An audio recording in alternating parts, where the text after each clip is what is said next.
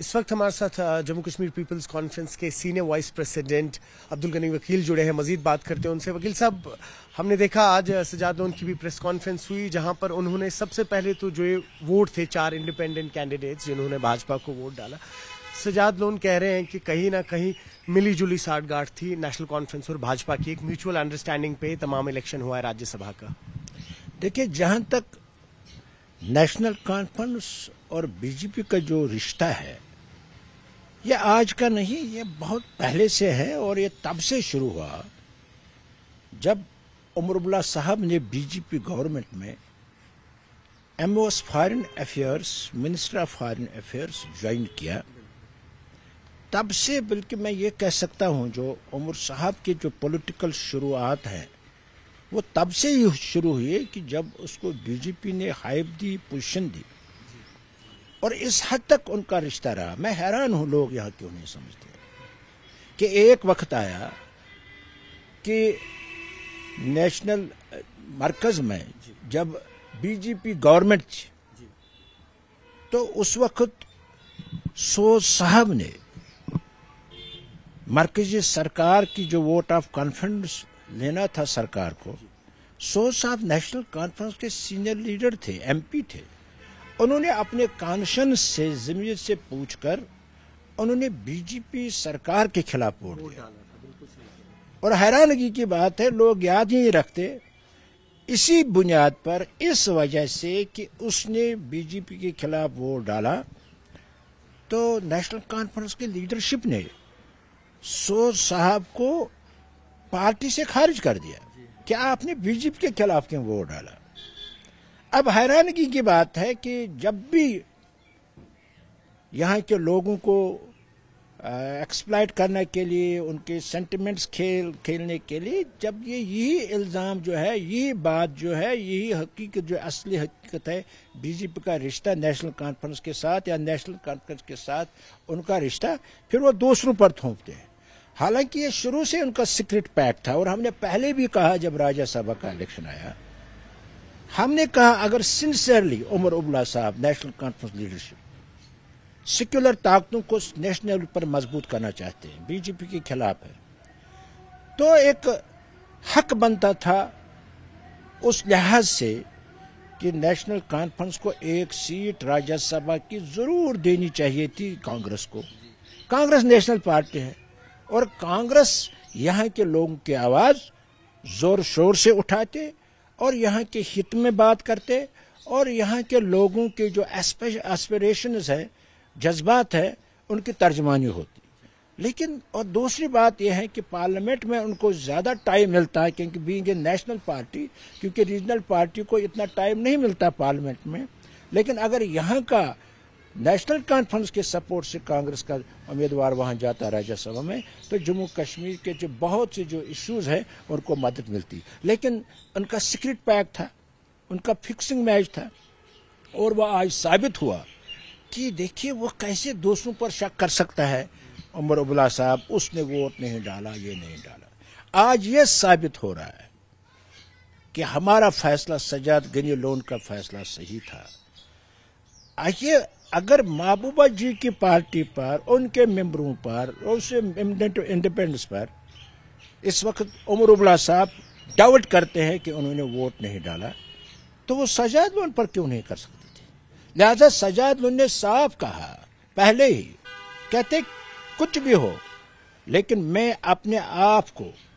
Debatable नहीं बनाऊंगा, disputed नहीं बनाऊंगा। मेरे पास नेशनल कॉन्फ्रेंस, बीजेपी सेम है, इनका सीक्रेट पैक्ट है, उनका फिक्सिंग मैच है, इसलिए मैं दोनों को वोट नहीं डालूंगा।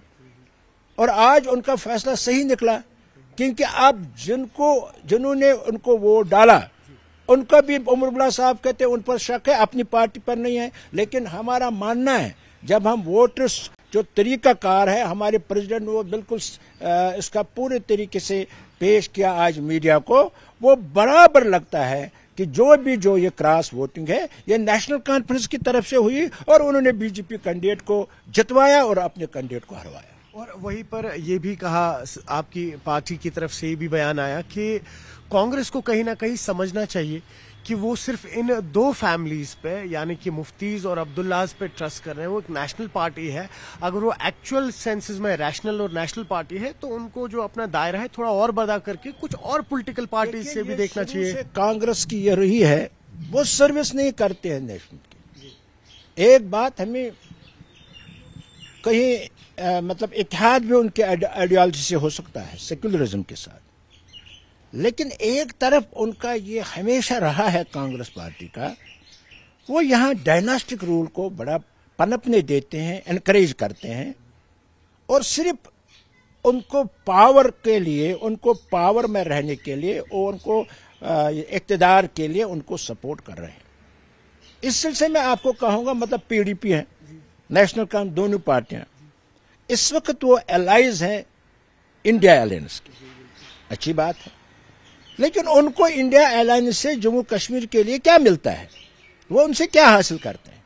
میں عمر ابلا اور محبوب جی کو شاباشی دوں گا اگر انڈین الائز کانگریس یا دوسرے جو ان کے یونٹس ہیں ان کے ساتھ ملے ہوئے تو وہ پارلیمنٹ میں ریسٹوریشن آف آرٹیکل 370 کی بات کریں تو ہم کہتے ہیں کچھ وہ آپ جموں کشمیر کے لوگوں کے کچھ لیے کر رہے ہیں,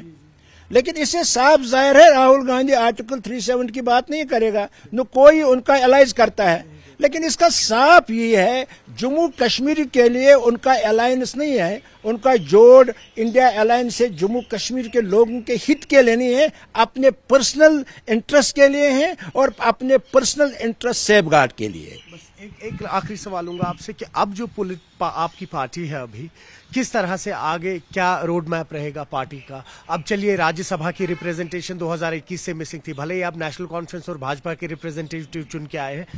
آپ کی پارٹی اس وقت اس پورے پولیٹیکل سپیس میں کہاں سٹینڈ کرتی ہے اور آگے کا پلان کیا رہے گا؟ اب جموں کشمیر کے لوگوں کو سمجھنا چاہیے یہ ساری جو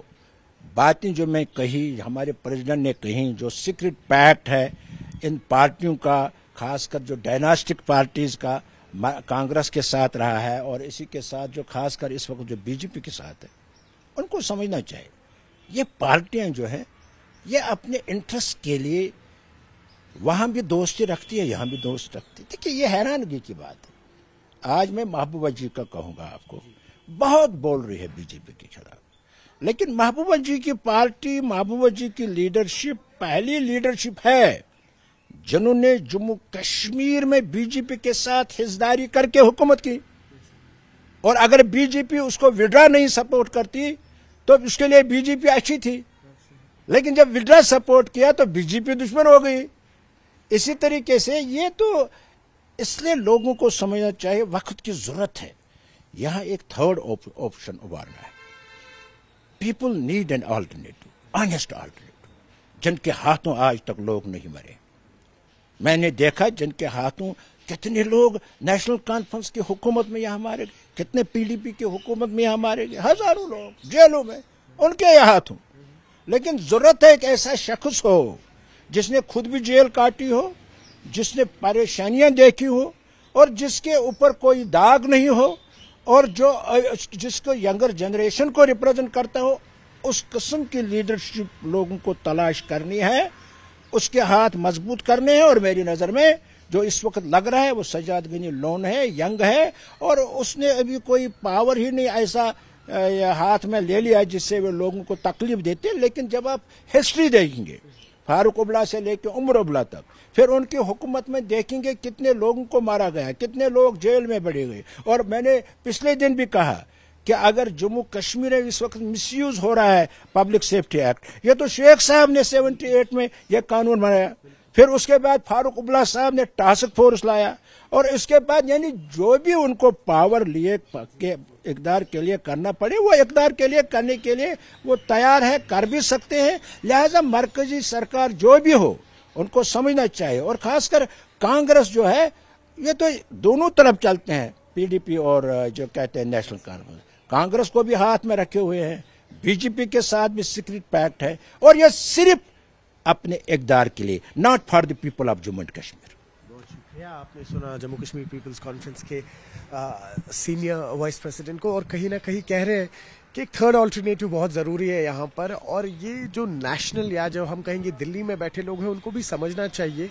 कि अब्दुल्ला फैमिलीज, मुफ्ती फैमिलीज से बाहर आए, एक थर्ड ऑल्टरनेटिव देखें यहाँ पर जो लोगों की बहबूदी के लिए काम करेंगे, जिनका कोई हिडन एजेंडा नहीं होगा, जो अपने मंशूर को लेके, अपने पॉलिटिकल ओपिनियंस को लेके खुल के जम्मू कश्मीर के लोगों के सामने आएंगे। न्यूज़ 18 के लिए आफाक शाह के साथ श्रीनगर से मैं सरोज कफील।